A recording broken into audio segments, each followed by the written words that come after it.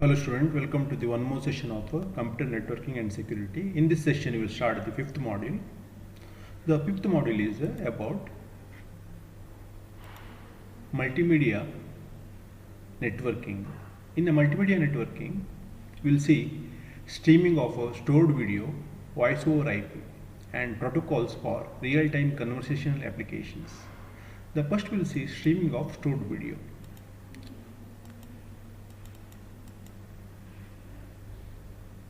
Now, what is a video? Video is a sequence of images displayed at a constant rate. For example, 24 images per second.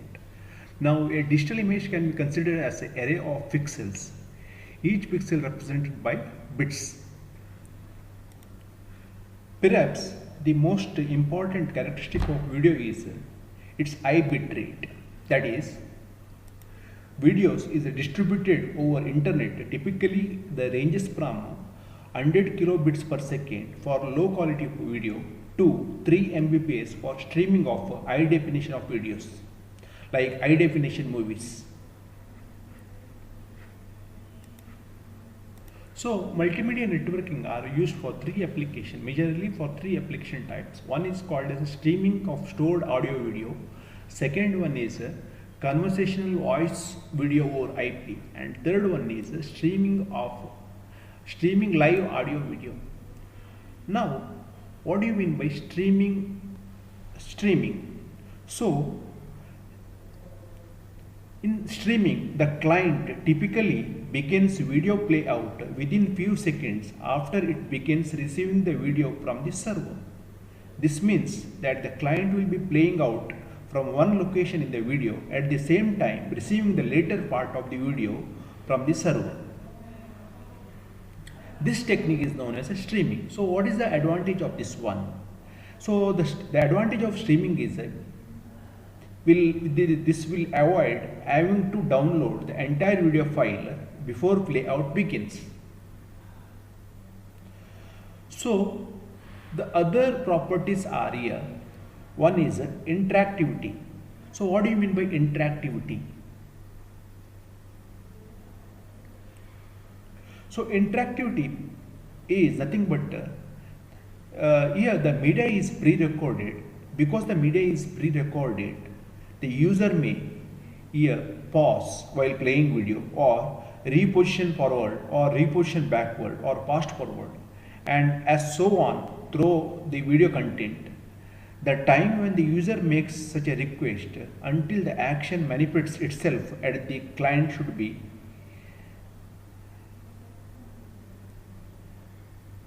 less than few seconds for acceptable response.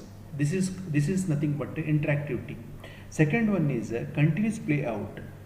Once the play out of the video begins, it should be proceed according to the original timing of the recording. Therefore, data must be received from the server in time for its play out at the client. Otherwise, user at the user end or the user application experience video frame freezing. Now we will see streaming of stored audio video. For streaming video applications, pre-recorded videos are placed on servers and users send a request to these servers to view the videos on the demand. The user may watch the video from the beginning to end without interruption or may stop watching the video well before it ends or interact the video by pausing or repositioning into future or fast scene. So in the streaming there are three types of streamings are there. One is called as UDP streaming, second one is called as HTTP streaming, third one is called as adaptive HTTP streaming. In our session we will see what is the difference between UDP streaming and HTTP streaming and adaptive HTTP streaming. So, the common characteristics of these three types of streamings are client buffering. What do you mean by client buffering?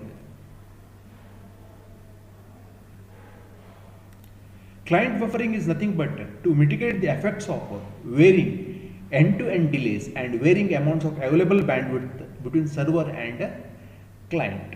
So, for streaming video, user generally can tolerate a small several initial seconds or initial delay between the client request a video and when the video play out begins at the client. When the video starts to arrive at the client need not to immediately begin play out, but can instead build up a reserve of the video in the application buffer. This process is called as client buffering. So, once the client has built up a reserve for several seconds, then the client can begin the video play out. So, this is called as a client buffering. So, what are the advantages of the client buffering? First, the client side buffering can absorb the variation in the server to client delay. If a particular piece of video data is delayed, as long as it arrives before the reserve of received but not played video is exhausted, this long delay will not be noticed. Second, if the server to client bandwidth briefly drops below the video consumption rate, a user can continue to enjoy continuous playback, again as long as the client application buffer doesn't become completely drained. So here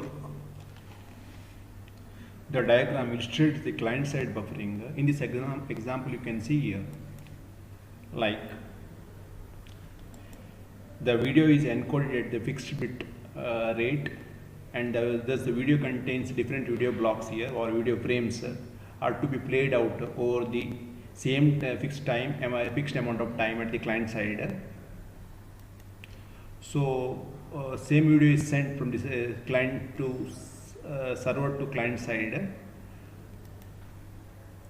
and the video received here diagram shows the video received at the client side and played out at the client side at 30 frames per second, but there is a network delay between the transmission of video from the client server side to the client application.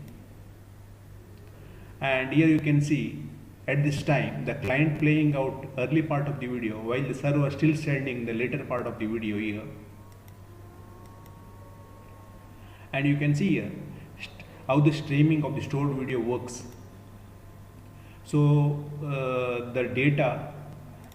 So here some of the challenges for continuous playout are: once the client playout begins, playback must match original timing, but there will be delay in the network. That is, the network delays are variable. That is called as a jitter. It's a variable. So we will need a client side buffer to match playout requirements.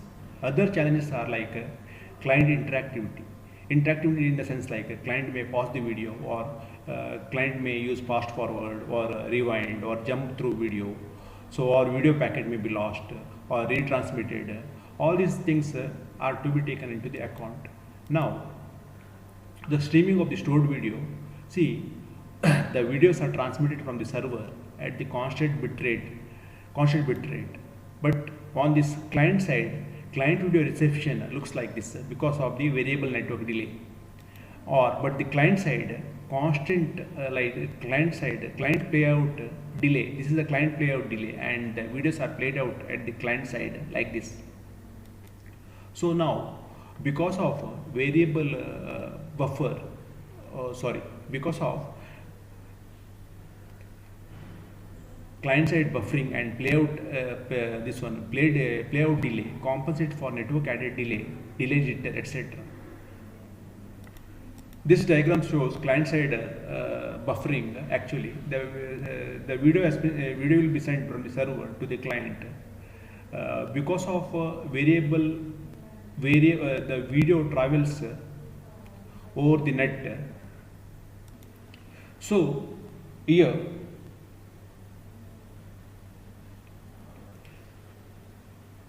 B denotes in this diagram, B denotes the client application buffer, and Q denotes the number of bits that must be buffered before the client application begins playout.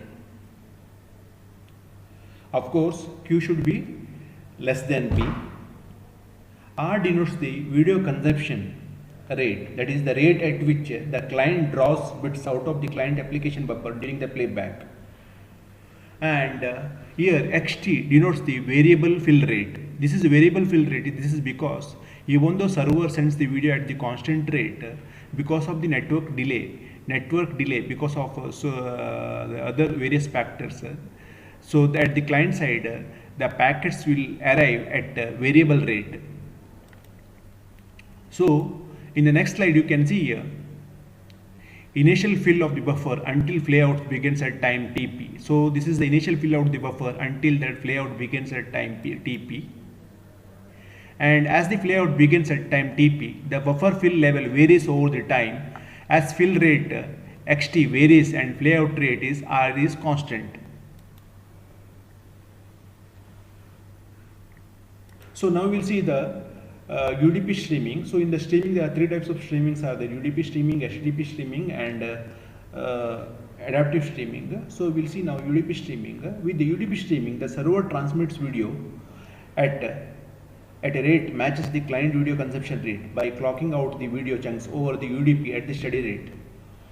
For example, if the video consumption rate is 2 Mbps and each UDP packet carries 8000 bits of video, then the server will transmit UDP packet into the socket every 4 milliseconds. And as in the previous session, we know UDP doesn't employ a congestion control mechanism, so the server can push the packet into the network at the consumption rate of the video without the rate control restriction of TCP. Other than that, UDP makes use of real-time transport protocol RTP for transporting audio and video. One of the important properties of UDP streaming is that in addition to the server to client video stream, the client and server here maintain parallel connection or we can call it as a control connection over which client sends the commands regarding session state changes such as pause, resume, reposition and so on. This control connection is similar to or it is analogous to the FTP control connection.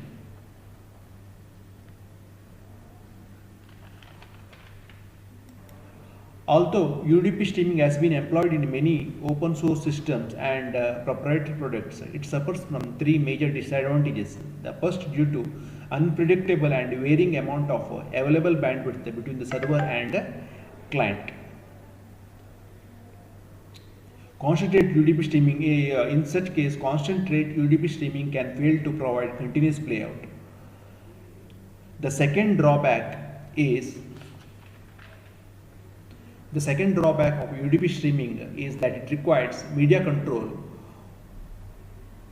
server such as RTSP server to process client to server interactivity request and track client state, like the client playout point in the video, whether the video is being paused or played and so on.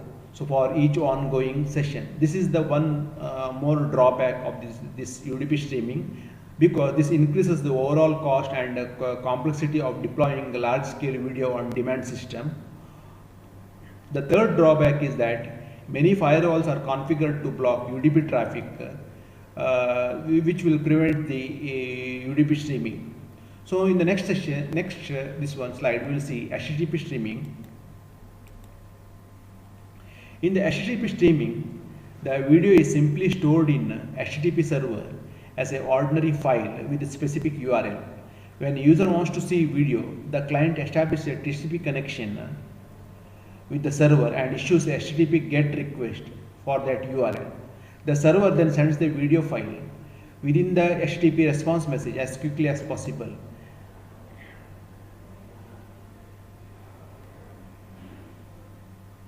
So also we know from our previous session, when transferring a file over TCP, a server to client transmission rate can vary significantly due to the congestion control mechanism adopted by TCP, which was not there in the case of UDP streaming.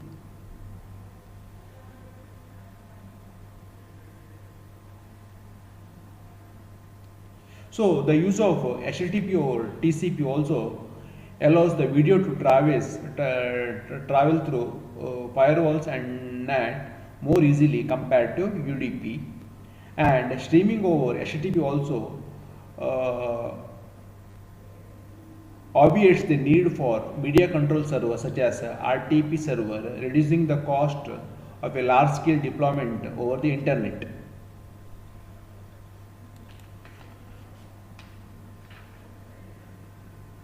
The next concept is something called as DASH, Dynamic Adaptive Streaming over HTTP. So we know HTTP streaming, explained earlier, has been extremely deployed in various practices such as YouTube and other streaming system. It has a major shortcomings.